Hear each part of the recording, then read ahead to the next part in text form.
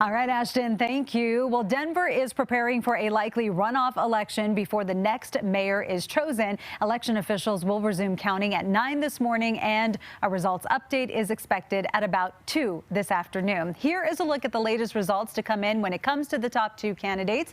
You can see Mike Johnston with 25% of the vote so far. Kelly Brough not too far behind with 22%. If these early results hold, Kelly Brough, the president and CEO of the Denver Metro Chamber of Commerce, and Mike Johnston, a former state senator, could be pushed to that runoff election. And joining me now is Denver mayoral candidate Mike Johnston. Thanks so much for waking up early. I'm sure it was a late night for you last night. No, thanks for having me. Delighted to be here. Yeah, this is great. Let's talk first, how your approach will change from navigating a large pool of candidates. I mean, this was the largest ever. It was. I think the difference is we'll do actually a lot of the same things, which is we've been having small community conversations with folks all around the city. We've been doing meet and greets where we'll come to people's living rooms and have 20 or 30 neighbors come together and raise the issues they're concerned about, talk about our vision for the city, and try to earn their support. And so this is still a very grassroots campaign, and it's still a small town in some ways. And we're excited to get to a lot more neighborhoods and a lot more living rooms. Well, the future mayor, of course, will inherit some problems. They'll inherit a city experiencing the highest crime rate in decades, as well as an increased rate of homelessness. How would you tackle these issues?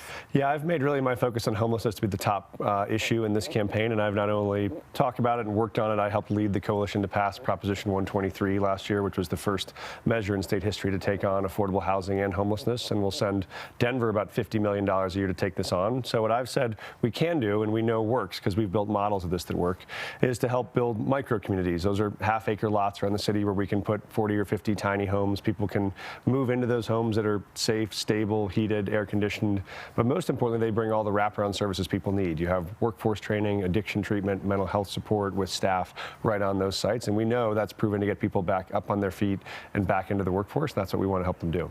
What is your pitch to voters and for those who didn't vote as you head into this runoff? Yeah, I think for those folks that didn't, we have a big, broad tent, and we want their help. We know we're going to need to have all of Denverites shoulder to shoulder, not just to win this campaign, but actually to help govern the city and transform outcomes for people. I've represented many different parts of the city and many different backgrounds. I've spent my life in service as a teacher and a school principal, state senator, and then leading a foundation, and feel like we can build a broad coalition of people who want to really see the city change.